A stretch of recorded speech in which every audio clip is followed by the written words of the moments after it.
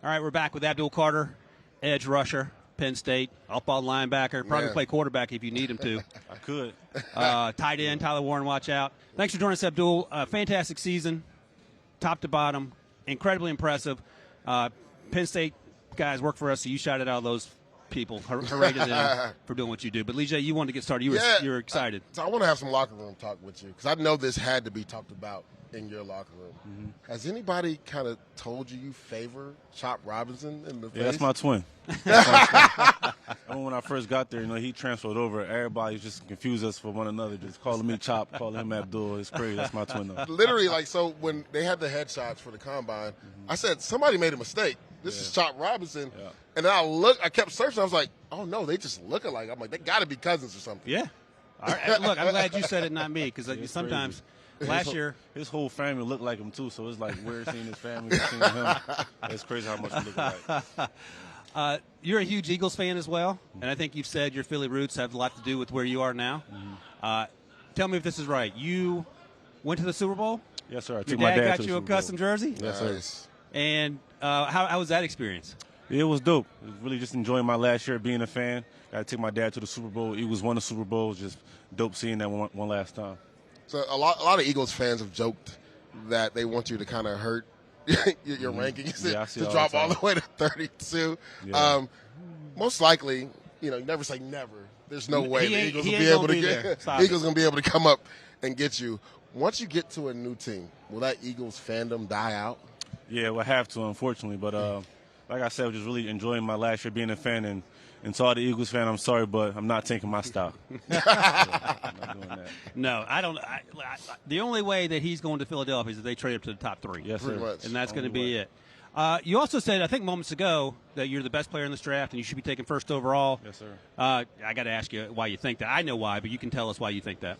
Yeah, I would just say my impact on the game, my versatility, could play multiple positions, and the biggest thing for me is I show up when it matters the most. You look at my last playoff games versus our biggest competition, I show up, deliver, and I feel like that's why. And I think it's fair to say you weren't 100% in those last few games either. Correct. No, sir. Although you would not know that to watch him, Lijay. Yeah, well, I actually want to ask him about that, right? Because a lot of players probably in your position, knowing they're going top 3, would have shut it down.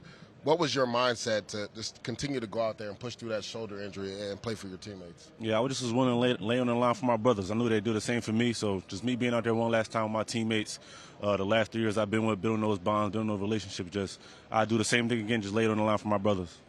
Lijay, 10 years in the league? Yep. Let me ask you if you were this hardcore at any point during your football career. Okay. Abdul, is it true that you have a squat rack in your apartment? Nah, when I was growing up at my house in Philly, I did. Oh, okay. Yeah. Okay. Yeah, I did. My dad, he trained me my whole life, wanted me to be the best, and that was a part of the process. Just having that weight room right in the living room, running around the block, weights on my head, just doing the things that required me to be the best.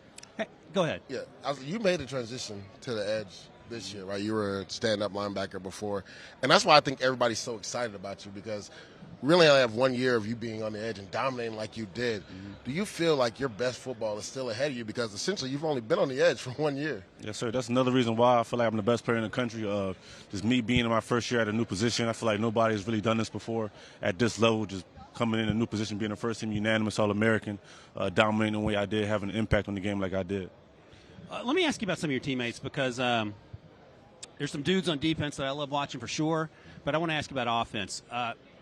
Were you at all surprised? I guess I know the answer, but I thought this dude not came out of nowhere, but did things that I did not expect him to do.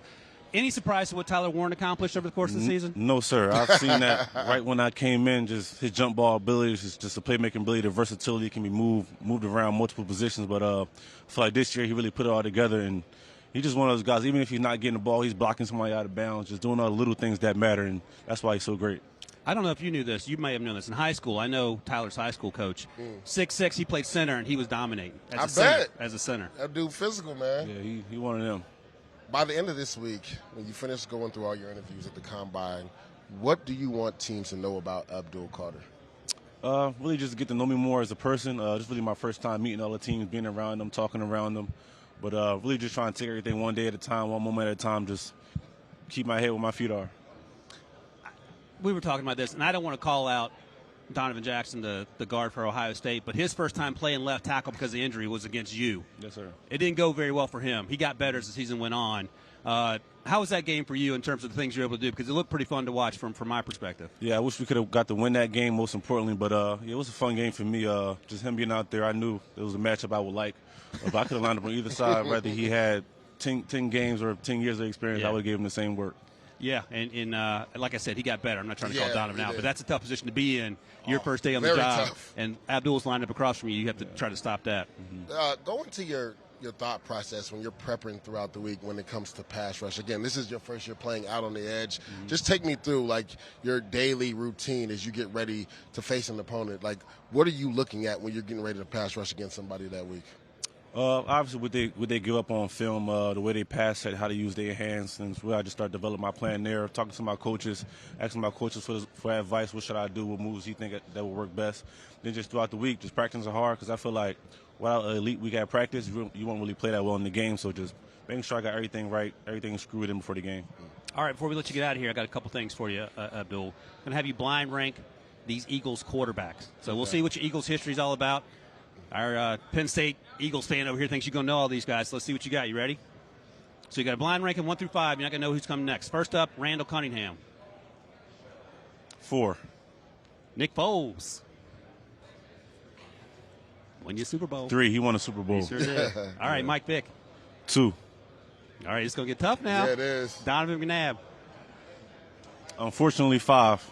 You know who's next? Jalen Hurts. I got to go number 1. All right, one more thing. This or that game.